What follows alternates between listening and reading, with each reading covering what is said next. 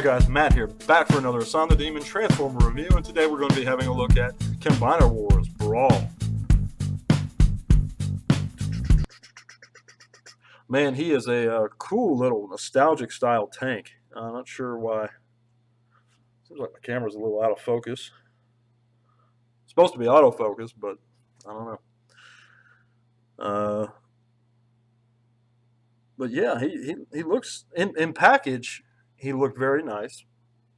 I know we've heard a lot of complaints about this particular figure, but in hand and tank mode, anyway, he feels very solid. I love the tampographed Decepticon symbols right here, both sides. Now his turret does not spin or turn, but it does raise. His gun does, and the whole turret can kind of lower, or you can reposition it up through that hinge. That looks kind of weird for a tank, but it's pretty cool. It can go up. It's pretty sweet.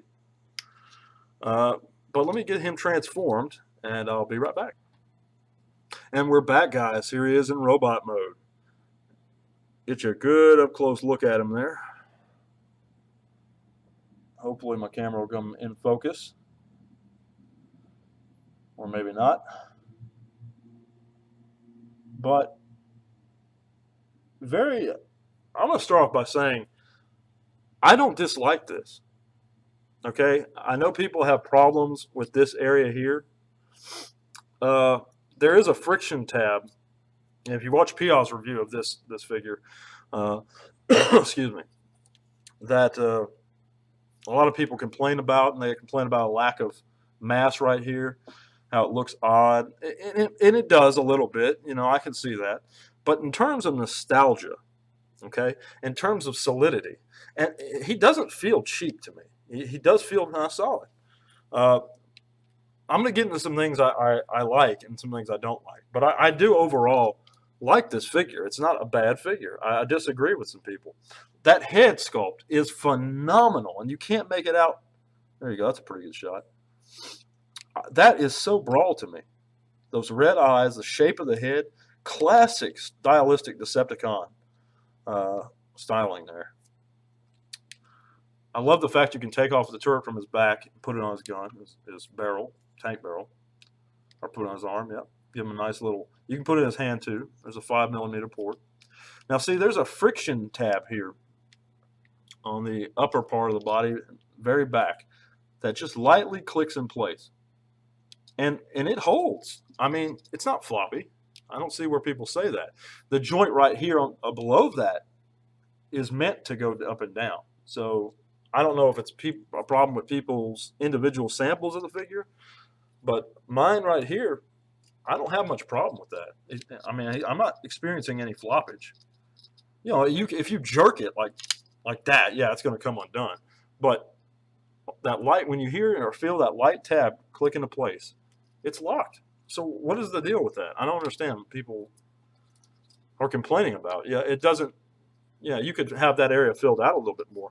But seriously, guys, for $15, okay, the cost of this figure, classic Decepticon, classic G1 style Decepticon, feels solid in hand, looks pretty good on a shelf in this mode, and very good in tank mode.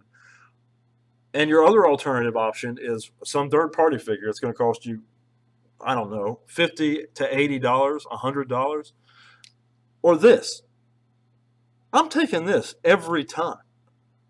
I think some people are losing their grips here. I mean, I'm not trying to insult anybody, honestly, but this figure is fine. I love the little tiny Decepticon symbol. You can barely make it out on his chest. Right there. There you go. Very cool. Very cool. Very Brawl to me. The only thing, okay, one of the things I don't like,